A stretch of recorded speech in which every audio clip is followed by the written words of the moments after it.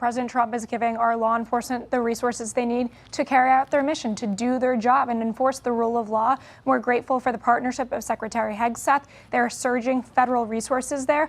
I mean, Kevin, you've seen the images. You've seen what's happened out of Chicago yesterday. The rioters, one even bringing a handgun. That individual was arrested, as were about 19 other individuals arrested for obstructing justice, for trying to prevent these vehicles from getting into the ICE detention facility, and for assaulting our law enforcement. We're not going to put up with it. This administration is not playing games. I want to share two graphics back to back. This is more instructive for the audience. I know you're well aware of this. This is the ICE agent assaults. Yeah. And we've talked about how this has been a real problem, but when you see the numbers, it's galling, frankly.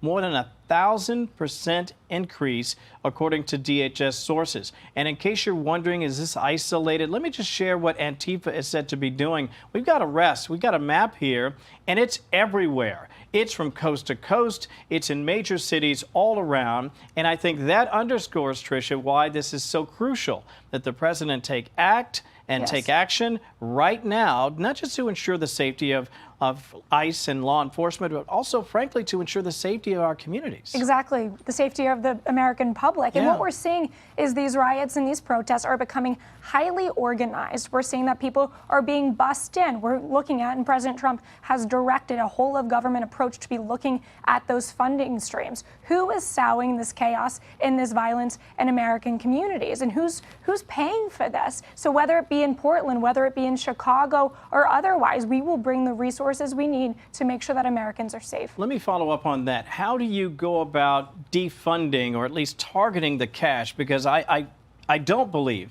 this is as organic as some people suggest. I've heard some people in the media say, oh, it's just a ragtag collection of individuals out there. I don't buy that for a second. Is that also the administration's perspective, that this is not as organic as someone leads you to believe? No, we're seeing a lot of paid protesters, that they actually do this full time for a living. Right? They'll go from city to city, whether it be Portland, Chicago, or Los Angeles, and they're showing up. They don't even know what the heck they're protesting for. They're just there to create chaos, to obstruct our officers, and really sometimes violence is what we're seeing a lot of. When you saw these arrests today, this Instagram Live situation, I mean, that is, yeah, I know. It's unhinged. It's absolutely shocking to me, especially those of us who understand the use of social media, this idea of following. And this is when you have policies like in California where they're suggesting they shouldn't be allowed to wear a mask.